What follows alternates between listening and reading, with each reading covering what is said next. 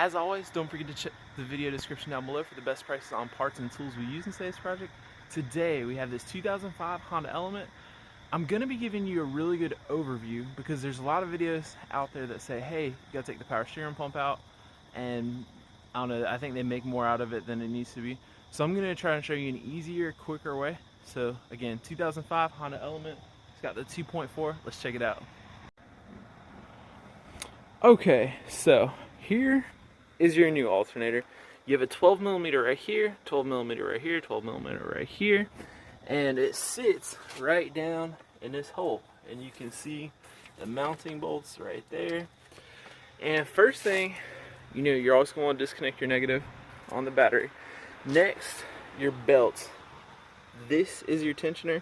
It's a 14 and it's righty-loosey. So you're gonna put a wrench there, you're gonna stack another wrench on top, and then pull it this way. And what that looks like is, say that's your 14, you're gonna stick this right in there, and then it'll be like an extra little extension. So you stick it in there, and then you'll have all that leverage, and you'll go righty-tighty with it. That'll loosen up your belt, you'll pull the belt off. Then, after that, let's look through my bolts real quick. Alright, oh, this bolt. Okay, so we're going to take your coolant reservoir. That's going to be sitting right in here. It's going to be bolted like right there.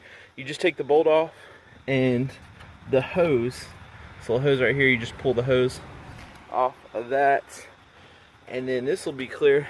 Next, let's look at the bolts. Alright, these two bolts. Okay, next, took the coolant fan, or the radiator fan, out. And in order to do that, what I had to do is there's a 10 here, a 10 here, 10 here, 10 here, and then there's like these little plastic clips where you just take a clip remover, you're going to remove the clip, and then this is the key to the whole thing, is you have extra wiggle room, right? That is going to be very important. So your coolant fan, it's got a 10 here, a 10 here, you got this connector right here, and then it's just going to set down in two holes down in the bottom, so you don't have to do anything for the bottom. And you're going to pull that up, you're going to pull this up and out of your way while you're pulling up, and then that fan has no problem clearing. Then, let's look at my bolts. So did that, got the thing there. Okay, then it's the alternator. So you got 3 bolts, and I showed you the bolts. And, oh, of course, the connector. It's a squeeze right here, and it's a 10 right here.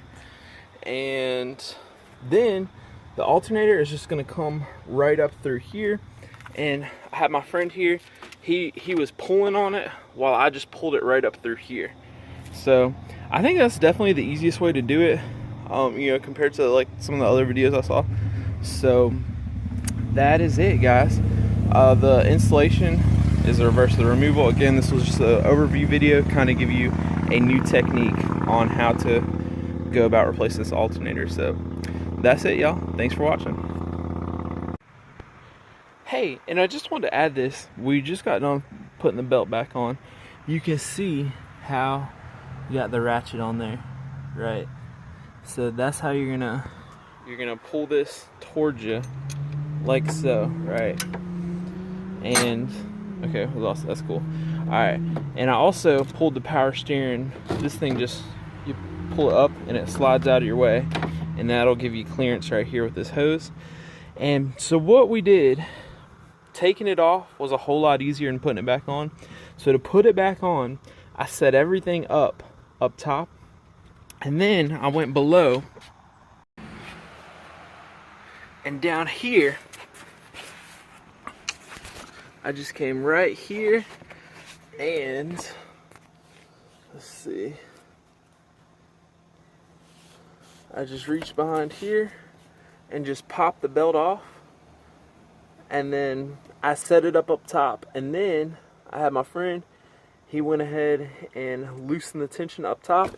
And just to mention real quick, when you're loosening the tension, this wrench is going to have to clear this bolt right here, because it's going to want to get stuck right here. You need to just move it a little bit, and then it'll pass this, and you'll want your wrench about right here. So it'll look something probably like about this right here. So you do need to come pretty far with it, just letting you know that. And then once the tension is loose, you'll be able to just come right under here, and you'll be able to slip the belt on right here over the crank. So that is the way I was able to change, or not change the belt, but put the belt back on. Otherwise, trying to put it on the way we took it off, it just didn't go back on. And the way I took it off was I loosened it, I just pulled it off the top of here.